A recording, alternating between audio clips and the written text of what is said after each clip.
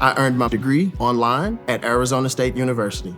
I chose to get my degree at ASU because I knew that I'd get a quality education, they were recognized for excellence, and that I would be prepared for the workforce upon graduating. To be associated with ASU, both as a student and alum, it makes me extremely proud, and having experienced the program, I know now that I'm set up for success. Learn more at asuonline.asu.edu.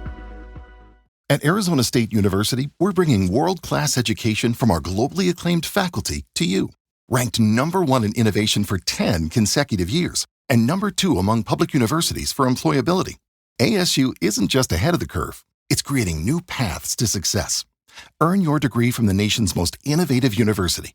Online, that's a degree better. Explore more than 300 undergraduate, graduate, and certificate programs at asuonline.asu.edu.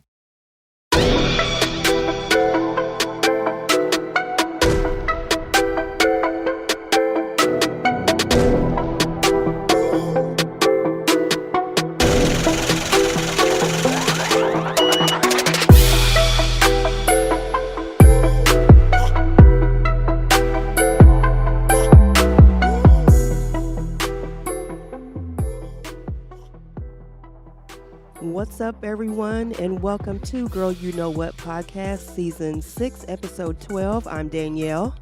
And I'm Keisha. And girl, we're just gonna get right into it because. And I'm in a good mood. Okay.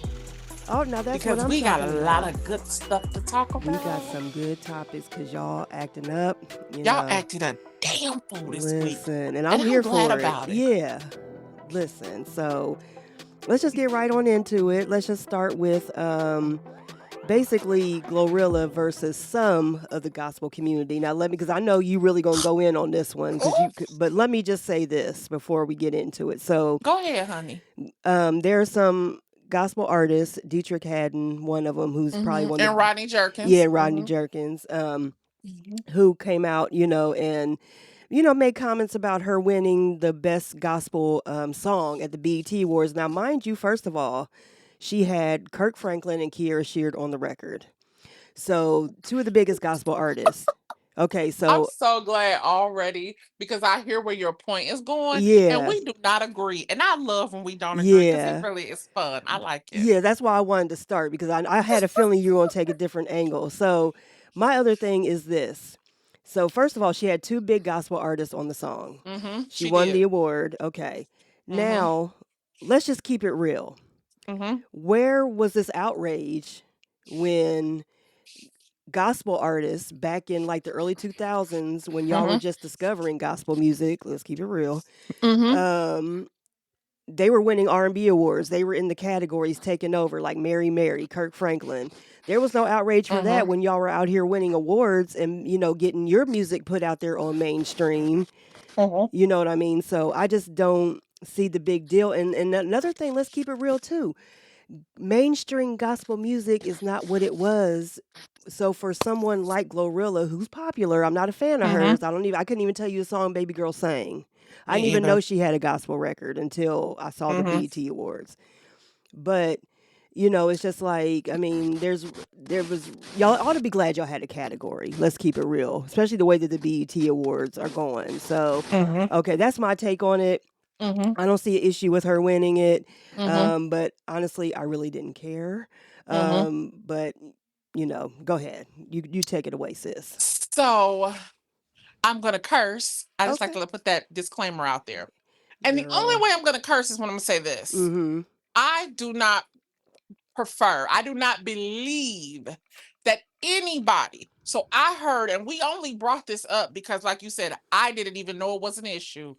I didn't watch the awards. I had no clue that there was a problem. I didn't know. Did the award even get announced? It had to because it seems did. to be some controversy. Yeah, I think it did get announced because that was how I found out at first that she won. I was like, oh, okay, girlfriend got a gospel record. Okay, cool. She won. Okay, cool. And then the next day they were going off.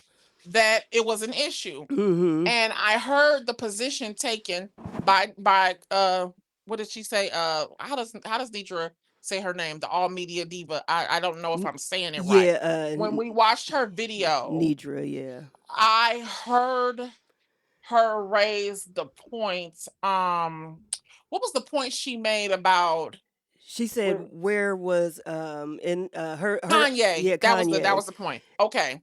So let's be clear.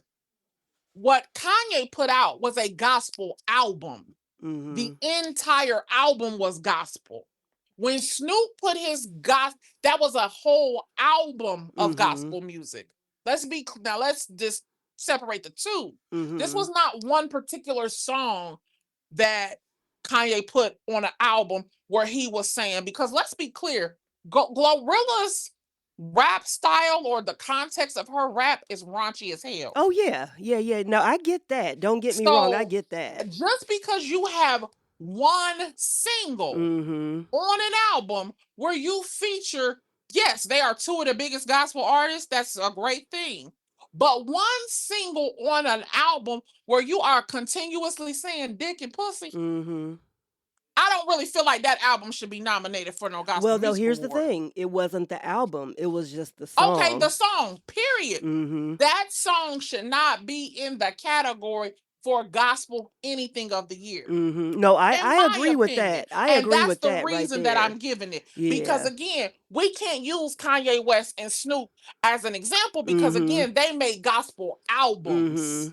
Their entire catalog for that, it was gospel, the whole thing. And so I just feel like personally, there were a lot of gospel artists who put good music out. Kiara Sheard being one of them, who put music out that year, who deserved that award more than a rapper. Oh, totally. That's how I feel. And it has really nothing to do with her. It's just the fact that when you gave her that award, you overlooked all the work of every other gospel artist. And that goes to my point earlier saying that gospel music isn't as mainstream. Have contemporary gospel. Yeah. Yep. So see, we don't have just when Mary came along, because it was so different, they did the same thing that they just did to Beyonce with the Country Music Awards. How they split the category now because they don't want someone like Beyonce or Shabuzi coming along winning the category of country music solely. Just like we have a traditional type of style of gospel that would probably be, I can't even say John P. Key, would be somebody like the Chicago Mass Choir. Right. Or if you have quartet music, that would be considered like a traditional gospel. Something that you would actually hear in church. Exactly. Yeah. Those would be the awards that they would be up for. Then when Mary came along, it was like, oh, we need to split the category because this music has a little more edge to it. Same went with Kirk Franklin. When Kirk Franklin came around in the 90s, maybe he won a couple of just regular gospel. Then the category got split to contemporary gospel. And that's when Mary would start to win those awards of contemporary gospel artists. Because let's be honest, y'all. If Beyonce put out a country music song, not a whole album, if she put out one song on her debut album, Dangerously in Love, you think she would have got up there and won an award? Oh, no. And that's what I'm saying. No. It wouldn't have happened in any other context. To me, what the bigger picture is here is the age of the BET Awards. Yeah. Younger people are starting to take over. And a lot of awards and a lot of tradition, I would say, is being lost on contemporary music across the board. Well, see, go ahead. No, what was you about to say? And I'm glad you brought up that point, like about the awards and where they're going. And this is why I don't watch award shows. I just happen to watch the BET Awards because I knew it was the 25th anniversary or something. So I figured they were going to do, and they said they were going to have some like old school artists come back. They didn't say it that way, of course, but the thing is, all these award shows. That's why I don't watch them. You're right. Their popularity contest is not about merit anymore. It's not about the music. No. It makes, and now when you're looking at this stuff, it makes no sense. Just logically, her winning that award just because she had Kirk Franklin and Kiara, that ain't enough. That ain't good enough reason for me. I'm sorry. And I'm a person who likes all kind of music. Right. I am a person who gonna stand up and tell you I didn't personally feel like Beyonce's album was country. Right. I mean, I'm glad she won.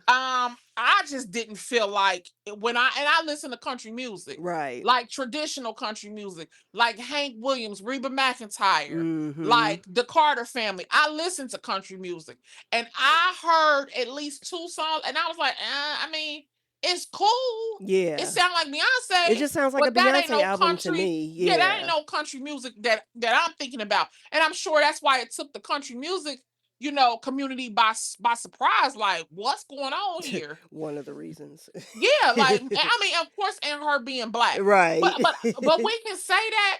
But then we have to think about the dude Darius from Hootie and the Blowfish. He didn't have no problem going over there singing country music. But again, because he sang what we consider traditional country music. You listen to some of them albums, some of them songs on that Beyonce album, and it's like, this is pop music. Yeah.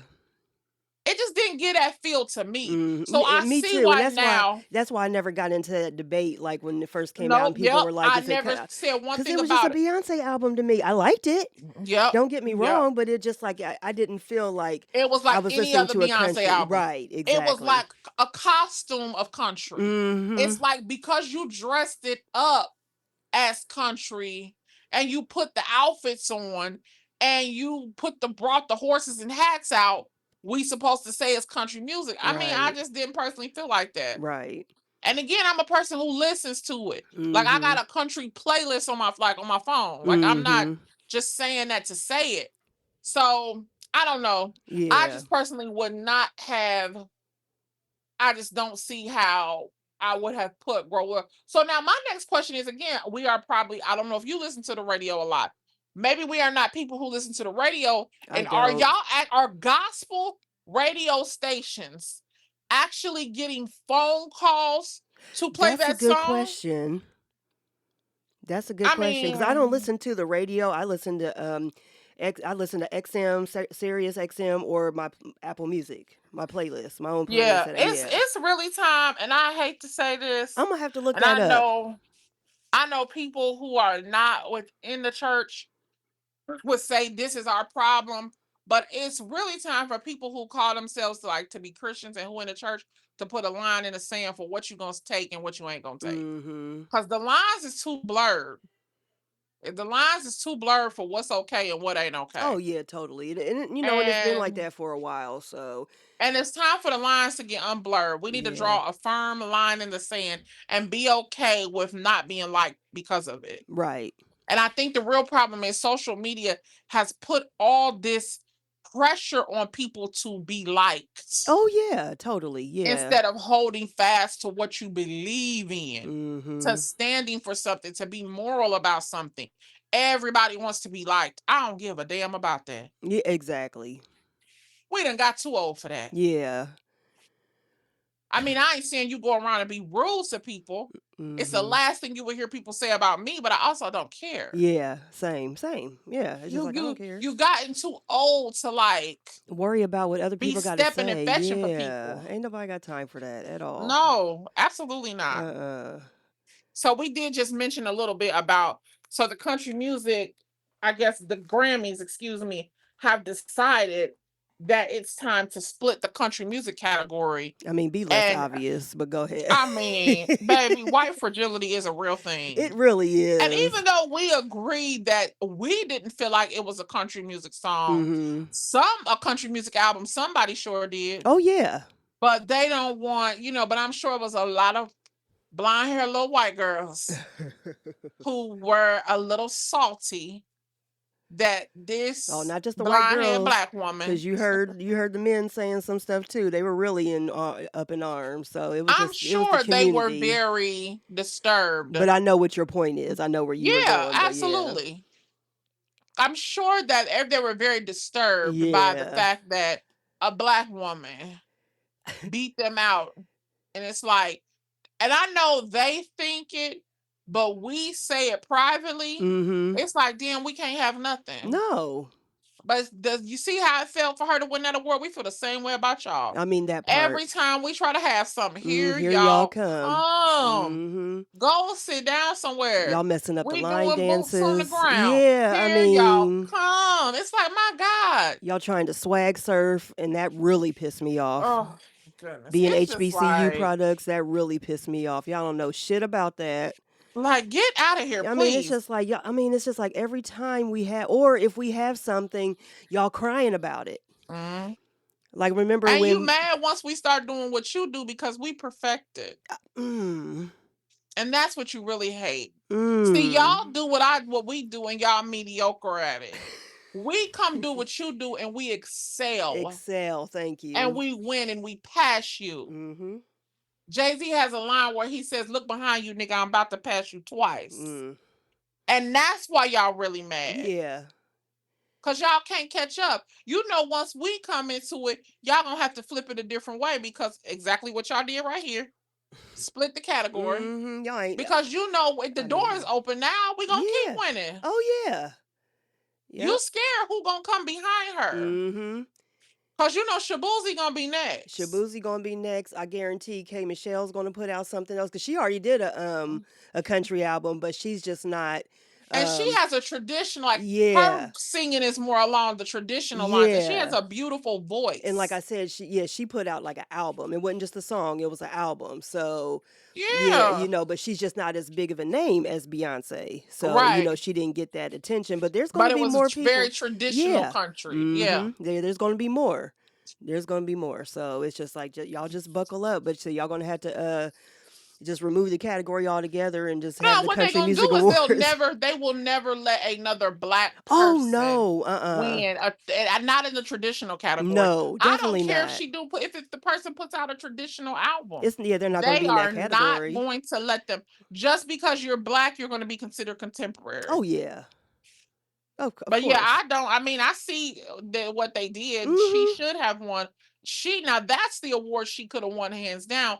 Was a contemporary country music album, because that's exactly what that was that she put out. Yes, yeah.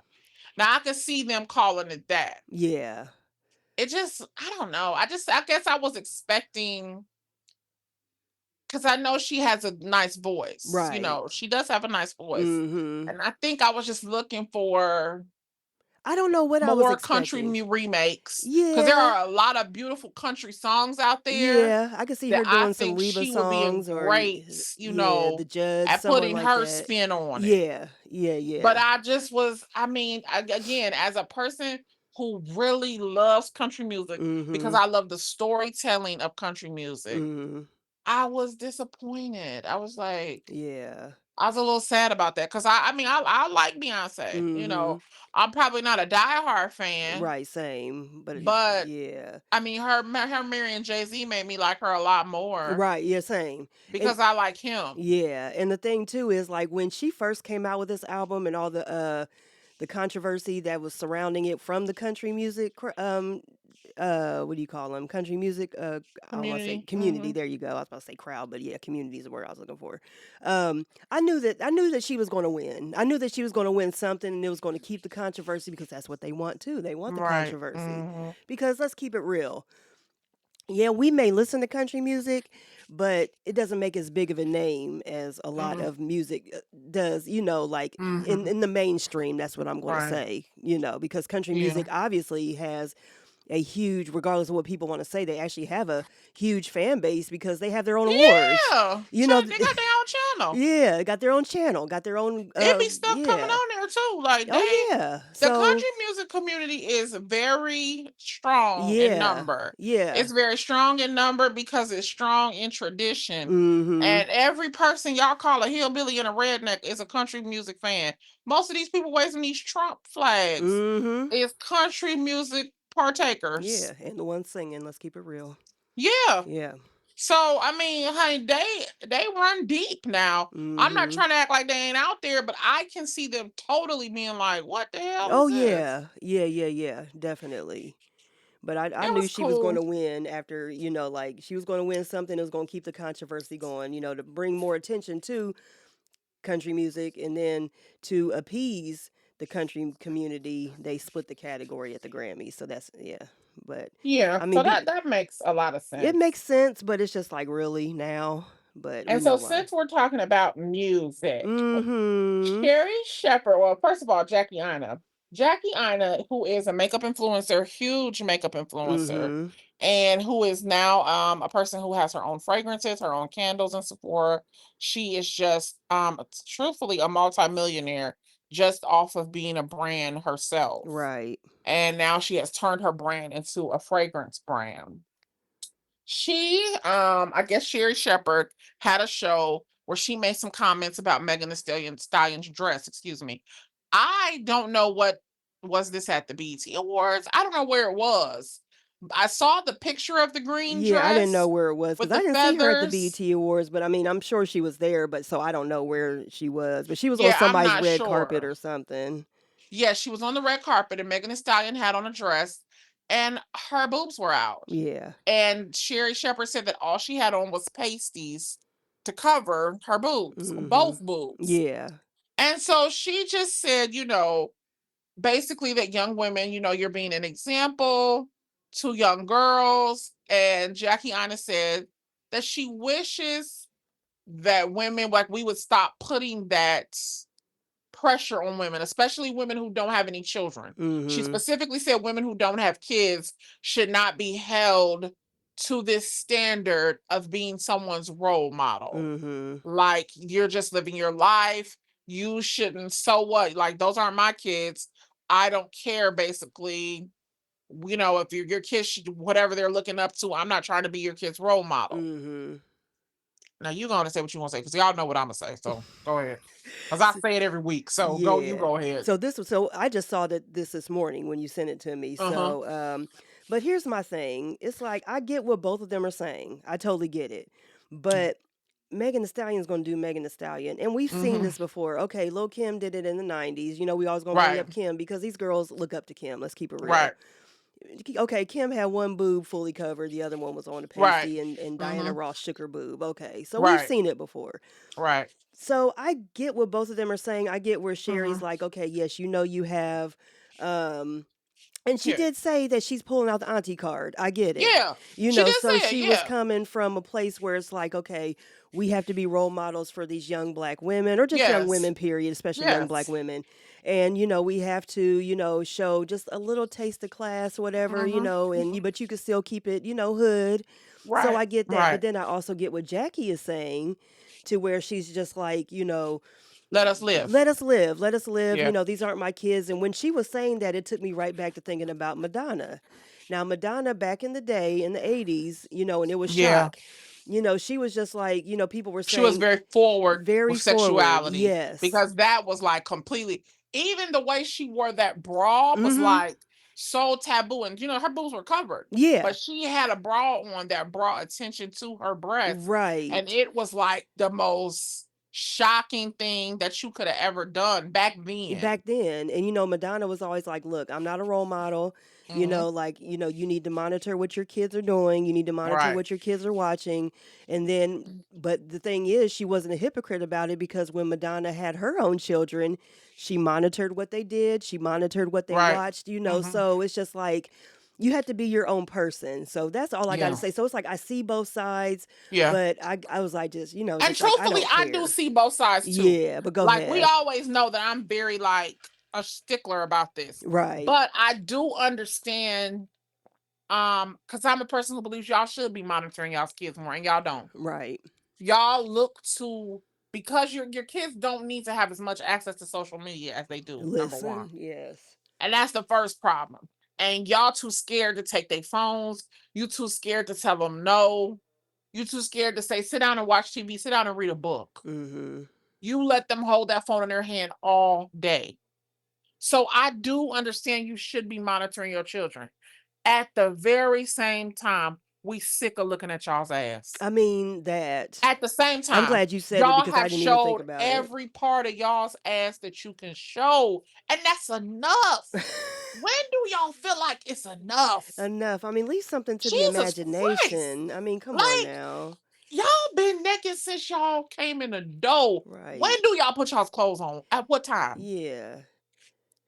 gonna go back, and then this has nothing to do with Megan Thee Stallion, but the things that have been going on in this Diddy trial, particularly this week, is a prime example. And I have been saying this like a broken record. We need to go back to the days when hoes knew they was hoes. That part.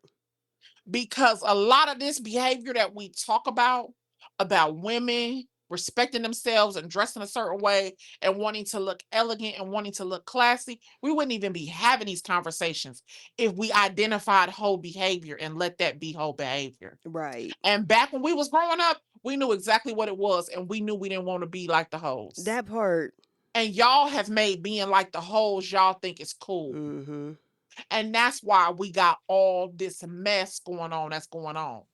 That's why a woman just sat on a stand for 6 days. 6 days. Screaming and crying about how Diddy treated Young Miami so well and treated her like a slut. And how she was furious that when he had her in the hotel doing freak offs, he was at Chanel with Young Miami.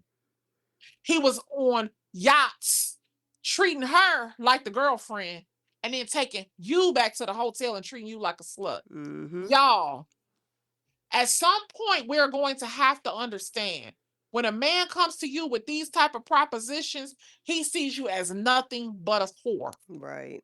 And if you don't want that whore treatment, get out of there. Just say no. Yep.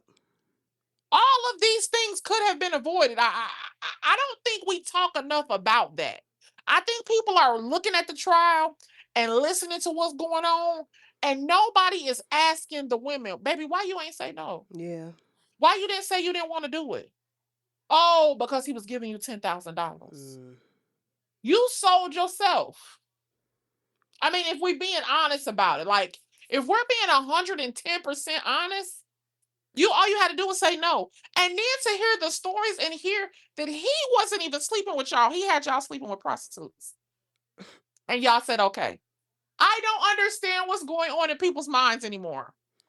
You know, and that's making me look at things a lot differently now. The bullshit that he did, I'm not going to, take that back how I feel, like about, definitely not, and I don't think anybody is. Look, all that fighting and stuff, that domestic violence, that ain't cool. Yeah, but when I this want to shit, be 100% clear about that. But when, to hear this, girl, I was just like, oh, you just y'all openly are saying willing it. participants in this. So that's when it comes to it's a little different. It's like, okay, you were okay with this. Exactly. Yeah, and it's just because like, you was getting paid. I ain't never hear nobody say he stiffed y'all on no money. No money. You somewhere talking about he was sitting beside you, but then the male prostitute said, when you wasn't with him, you was calling me. Now, y'all. And the thing that really got me was not only that, but none of them, or especially her, we'll just focus on her. Yeah. What are they calling her? Jane? Jane Doe. Jane Doe. She was saying, she never mentioned one thing about abuse. Being abused. That's all I'm saying. So, I mean, y'all got to understand, and we need to have these conversations with younger women because they're growing up in a time where it's cool to be naked, it's cool to show your ass, but we got to tell them when you do those things, men look at you in this light. Yeah. It's not to say that it's right or it's whatever, but this is the way they see you. And when they view you that way, they're going to treat you that way. Yeah. When you have put a price on your own body, he's going to treat you a certain way. And if we don't tell girls this, we're going to end up with a whole society of women who behave this way. Oh, yeah. And that's where it's going because that's the norm. Because it looks cool now. Because now it looks like, oh, this is what everybody doing. Now when we say something being the aunties, it's like, y'all always trying to tell somebody what this is that. Yeah. That's the pushback that we get. No, baby, we trying to save your life. Exactly, because we've seen it all, trust me. We done seen it. We know how it go. But y'all keep it up. Keep it up. Keep it up. Yeah. But I think that goes hand in hand with Megan walking around naked. Yeah. And the same thing when she was on trial with the whole Tory Lanez thing. And to hear her documentary and then to hear her say to people, that was like a mind-blowing thing to me, was for her to deny over and over again that she was intimate with Tory, only to get on the stand and then tell all the 27 men, Like, hold on now. Yeah. Now see, and You had me confused. that's why I never understood why she had to lie about that. I don't understand that. That just really blew my mind. Like, why did you feel like you had to lie about just Because being when in her intimate with him? documentary, she said she felt like it's nobody's business. But then you had to get But on trial. yeah, see, that's the thing. This is now when something happens where a gun is involved, where a crime is committed, you got to tell the truth on every end now. Yeah, exactly. I mean, that whole thing, listen, that whole situation, I don't believe none of them. I'm just I mean, telling you the truth. it's just like you don't I know don't what to believe believe. her. I don't believe her friend, and I don't believe Tori. I don't believe none of them because it feel like everybody got something to gain by lying. Yeah, because then now you got bodyguards and stuff coming out years later. I'm like, you know what? Just leave it alone. Just leave it alone. If he didn't do And it, now she's saying, oh, so then when you watch the documentary, she was saying she was running away. She didn't know who shot her. yeah. Now, oh well, he shot. Oh my God, I don't know. Yeah, Just whatever. it's too much. It's too much. It done turned into a math problem, and I know nobody got time for that. Ain't nobody got time. Exactly. And listen, nobody has time to dissect a math problem. No. At this late in life. Hell Just no. whatever at this point. The kids be asking me to help them with their math work. I'm like, go see your daddy. I don't do math anymore. I done took enough math in college and went, I'm good, baby. I'm good. And so this week, moving on, Tyler Perry released a film on Netflix that got the whole United States of Black America in an uproar. Every time he releases a movie like this, they do. Oh my Jesus. Oh my Lord Jesus.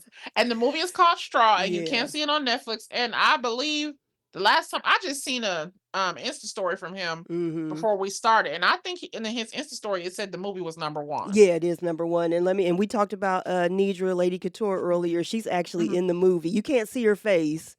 Oh, I didn't know that. But yeah, this is when she was living in Atlanta. She did like some background work for some Tyler Perry stuff, and it's a scene. Oh, that's nice. Yeah, she so if you go to her page, her TikTok or wherever, Lady Couture, you can see the scene. It's like when one of the scenes after Taraji drops her daughter off at school and she's walking into like a store and like she's rushing, and Nidra, she's walking out and she almost runs into her. Nidra pauses it right there and she's cracking up. She's like, girl, I almost ran Taraji over, but okay, yeah. So I thought that was pretty cool. Nice. Yeah. Yes. But go ahead. That's nice. Yeah. No, you go ahead. What do you think? You know what? So we know that the controversy is it's the way that Tyler Perry makes movies. Like, yeah, we it's know the way he makes movies.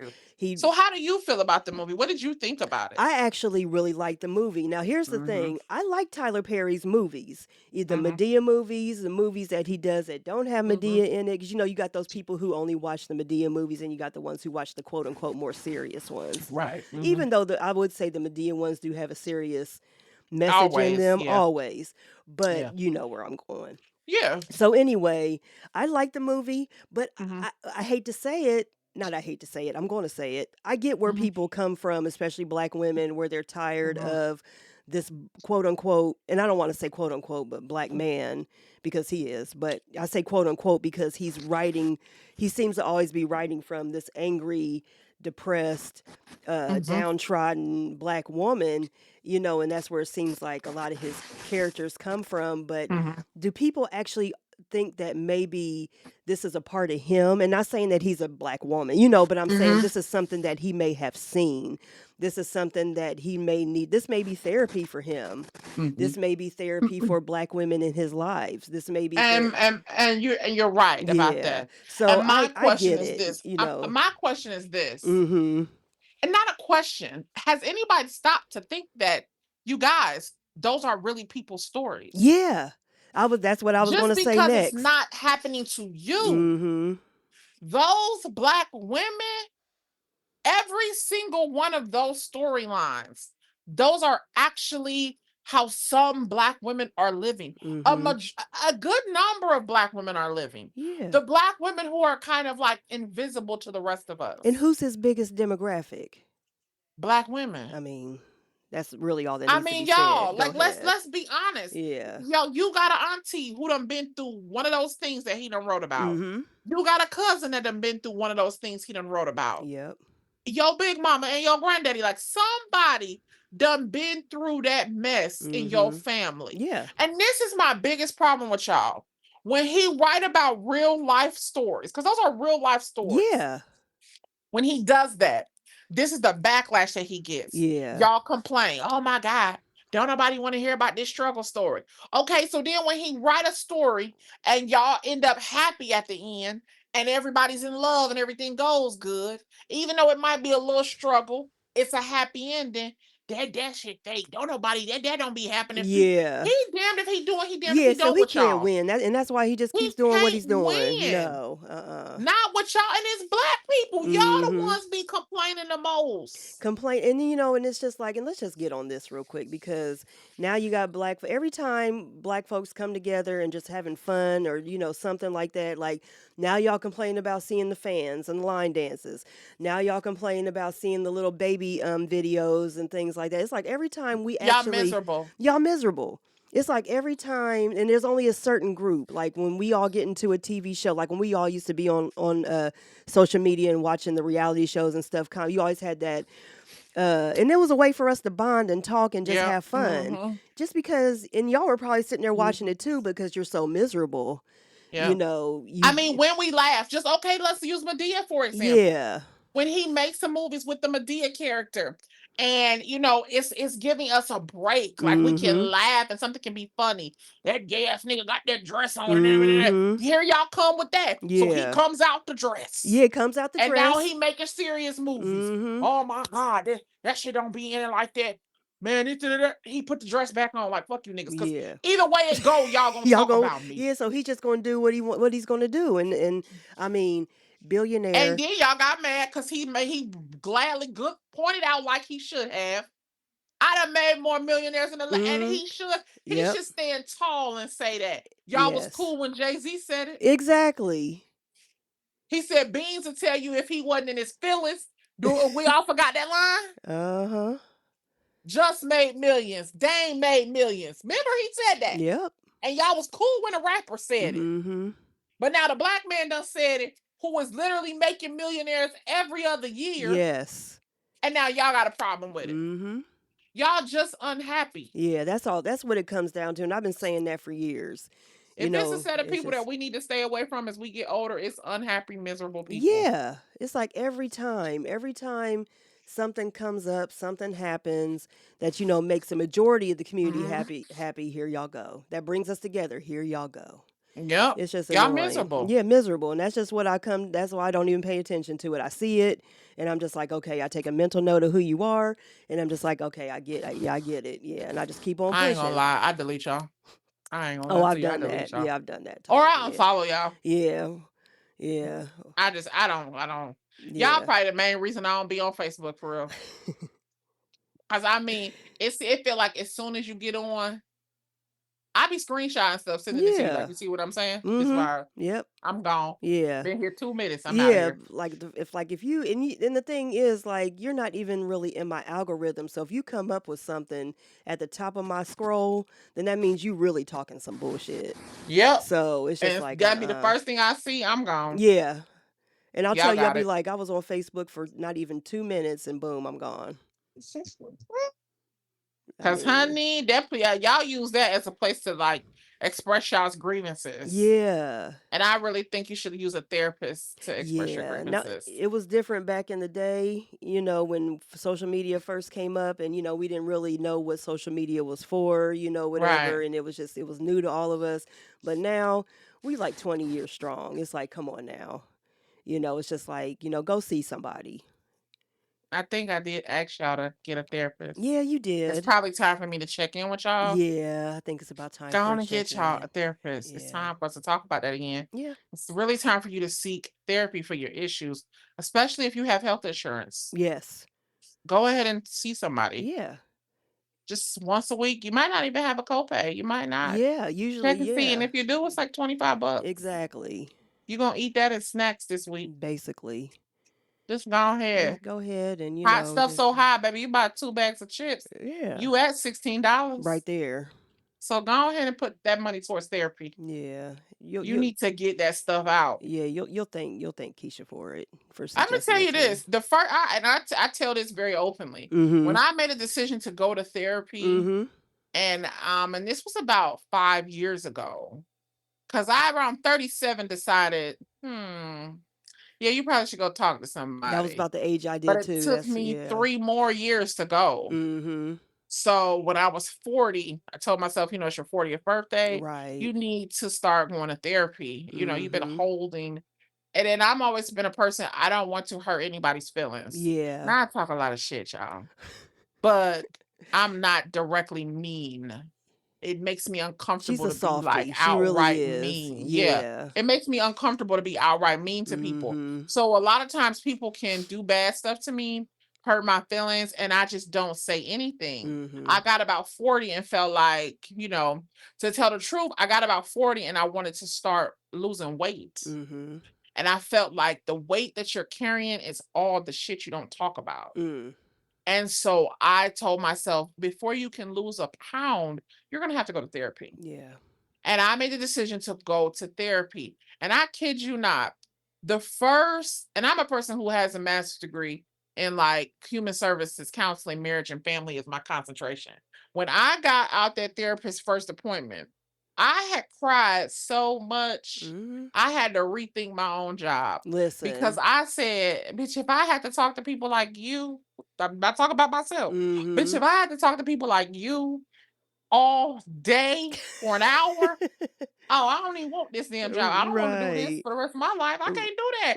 You sound batshit crazy, girl. I cried for about 40 minutes. Yeah. And that went on and I met every week with that therapist for months. And I say that therapist, she's still my same therapist to this day. Yeah. I just don't have to go as often. Right. But every single week, I cried. And this probably went on for months because I was carrying all of that stuff. If you have never seen a therapist and you are as old as I am, I guarantee you have a weight that needs to be lifted off your chest. Yeah. And you should go. Yeah. I mean, you're not, and then listen, I had some core things I wanted to know. Girl, do you believe in God? And is you black? And she did. And I ain't want no man because I ain't want him to be too fine and then I'd be scared to talk to him. You be too fine and then you like, I can't really talk to you. Yeah. Listen, she is perfect for me. You got to find a therapist because see, don't go in there and try to be like a man and be like, oh, I'm going to give me a woman. No, go talk to a man. Yes. Yes. Go talk to somebody who understands you. And I really don't think if you're a woman, you should be talking to a man. I agree. Because if you feel like you want to talk to a man and I can't talk to no woman, you definitely need one because that's an issue you got. Yeah. What's your issue with women? Why you can't make friends? Right. Why you got a problem with women who probably cuter than you? Yeah. Go sit down and talk to somebody about that. We need to start. We're getting too old. Yeah. And we out here dropping like flies. People dying every second. Yeah. I mean, you gotta get them issues together. Yeah. I mean, if you part of the LGBT community, if you're trans, gay, whatever, they got therapists who are that. Sure do. So there's no excuse. Get on you can Psychology find somebody. Today. Yeah. Get on psychologytoday.com and look for a therapist in your area. They have a full search for wherever you are. And that's how I found my therapist. And I would suggest this, if you do virtual therapy, if you're scared you're going to bump into your therapist, because my therapist does not live in the city that I live in. So I particularly picked that because I don't want to see you on the street. Right. I get that. So y'all in Columbus, pick somebody in Cincinnati, pick somebody in Cleveland. Pick somebody that I ain't going to bump into you. But I'm telling you, do it. It's going to change your life. Yeah. And now that you brought up LGBTQ, let's go. Go ahead and talk about what that lady said, because that was an excellent point. I think you and I have had that discussion before. Yeah, we've had this discussion before. So we came across a video where it was a Black lady who is part of the LGBTQ community. And, she was just talking about racism within the community. And and Somebody was asking her, was she going to Pride or something? And she yeah. said, no, I don't want to. And that's for the same reasons. And I was just like, yes, because that's the same reasons I don't celebrate Pride. Is because there is a lot of racism in the black community. I mean, in the LGBT community. So talk about that. Like, what Okay. does that look like? What do you mean by that? Okay, so we can go back to when like I would be at like the drag shows or be at the karaoke bar with my white LGBT friends, hanging out with them. And, I would be looked at like, what is she doing here? You know what I mean? Or like, you would get looks, or people would say something. There were fights in gay clubs, and I'm pretty sure there still are, where it was the N-word was being thrown around, and you're in a gay club. So the thing is, a lot of people really don't think that this exists, and I'm going to speak to black people for a second, the straight black community. A lot of y'all don't think that the LGBT community only has to deal with y'all. We have to deal with everybody, just like y'all do. It's racism. You think that we go to, and the thing basically racism doesn't stop. Yeah, it doesn't. So just because you all have a common bond of sexuality, race is still at the forefront. Right. And that's why it pisses a lot of black people off when y'all say, are you gay first or are you black first? No, don't do that, because we're black first.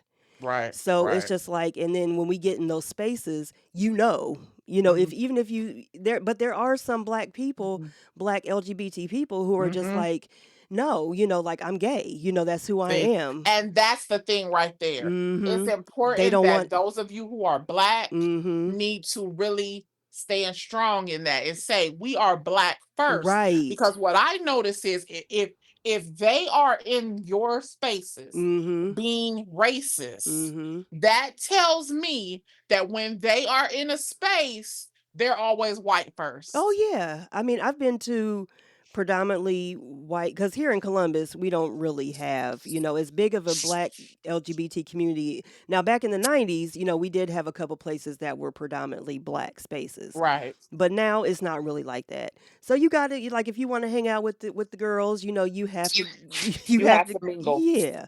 So with the whites, basically. We've been passed up for drinks.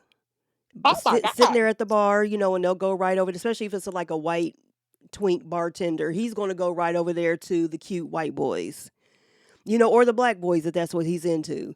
He's going to skip over us, or just the black people, period, and then we're finally like, hello, and then somebody will come over and it's almost like, what do you want? We've seen that. Oh my goodness. Yeah, that's so crazy. yeah, and then not only just seeing it firsthand, just like experiencing it, but there's a group of people who are Trump supporters that are part of who are part of the LGBTQ community. Oh yeah, that was a big thing. That was a big campaign. thing. Yeah. I remember seeing them. And remember he was like giving a speech. Yeah. It was like some type of documentary or a news story. And he was giving a speech and they were kind of like looking like, even black people. Yeah. Yeah. It's like, what is wrong with y'all? Wrong with no y'all? Minority group should support anything that goes on the Trump campaign. Exactly.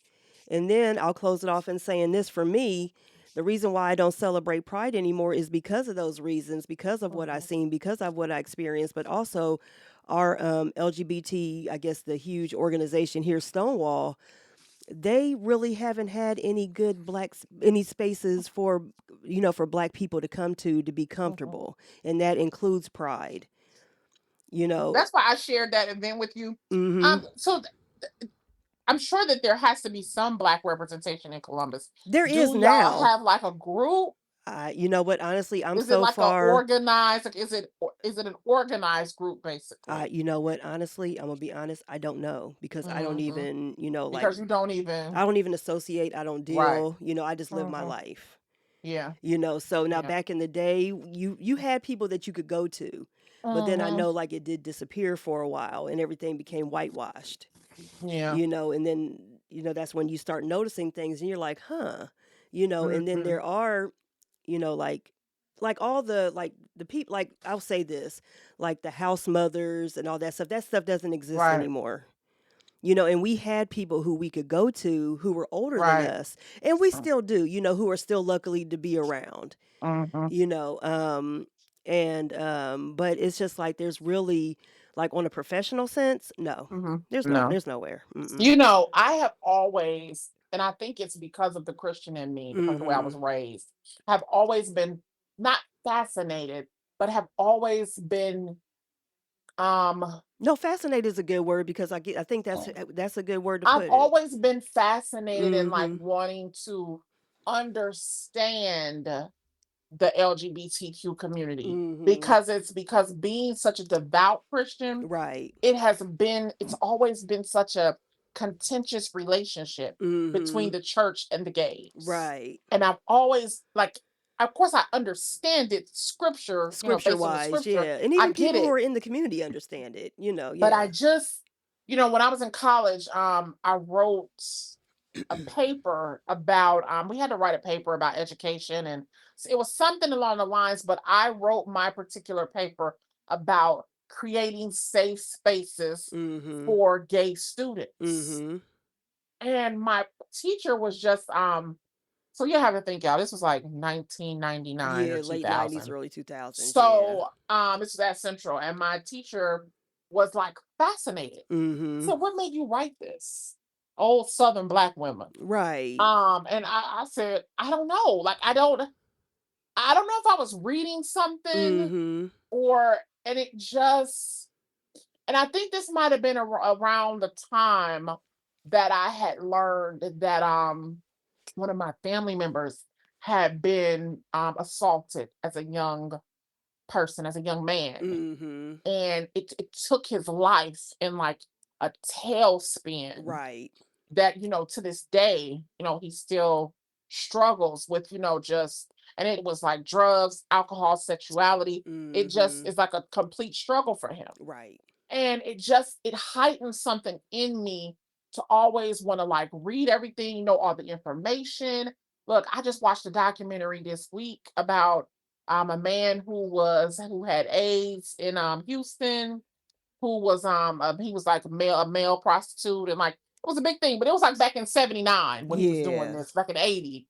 So I've just always wanted to know all the information, because I just think before we judge and before we do all this stuff, we need to have enough information to make an informed decision and conclusion on the way that you like want to handle things. Mhm. So, and my motto, I've said it here many times.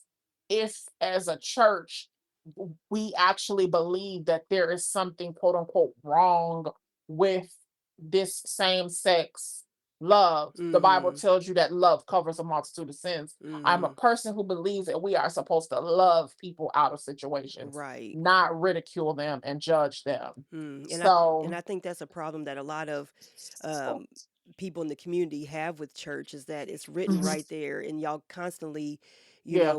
quote. And I can't say y'all because I mean I grew up in Hmm. the church too, but Hmm. it's like the it's constantly quoted and this that, but Hmm. though but what you just said, something like that is never quoted. Yeah, people don't talk about that. Yeah, and it's People not don't talk just. about. Now there are scriptures that tell us, you're not supposed to like mix among, and Mm-hmm. and when I take that, and what my interpretation is, if you go into the gay club, I don't need to go too. Mm-hmm. But when you come away, I'm still supposed to love you. I'm still supposed to love you when you go. Right. Like I'm not supposed to withdraw my love from you, Mm-hmm. because just because I love you doesn't mean I necessarily agree. Right. But I always feel like this, even let's just take, this conversation.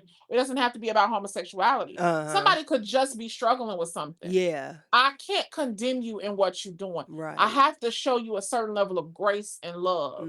Because just like you said, And mix among them, it could be also like, I mean, and it just could like be you said, murderers, somebody that, bank yeah, robbers, it could be anything. yeah, yep, So I just feel like to get people to want to live right, but our biggest problem I feel like we have in the church, my bishop used to tell us, you can't clean fish before you catch them. mm-hmm, We out here trying to clean fish in the ocean. right. And a If lot of you it is ain't trying to guilt the persuaded clean, people to come into, if you ain't persuaded people to come into the fold, how can we clean you up? mm-hmm, And that don't make sense. yeah, You ain't even persuaded people that your way is the right way. mm-hmm, So how can I tell you? I say that all the time when we hear these people, these men on these podcasts telling people that, oh, your woman need to submit, she need to submit. Oh, girl. Sir, that is a biblical principle. Yes. You are nowhere near believing in the Bible. That part. You are nowhere living your life like a Christian man. Right. Submission is not for you. Yeah. And I don't know why y'all think it is. There are just some principles that y'all out here quoting Ain't got a clue. there that has nothing to do with you. Mm-hmm. And that's what I really think where we're failing. We are trying to put talking about Christian principles on people who are not Christians. Stop doing that. Yeah, that's the thing. Stop doing that. Let them people live. Mm-hmm.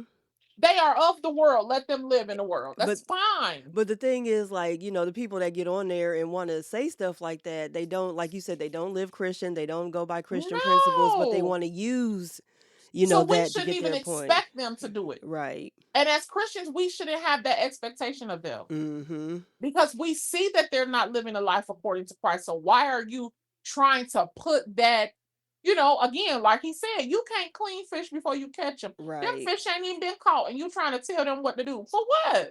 That don't make sense. Right. They don't. Mm-mm. And we arguing about a lot of nothing. Nothing. We arguing about a lot of nothing. Nothing. So, well, we had a successful show today. Yes, this was a good one. We covered a lot of information. I hope y'all go to therapy. I'm going to say it again before we get off of here. Yeah, end it on that, girl, because woof. Go find you a therapist, honey. Yeah.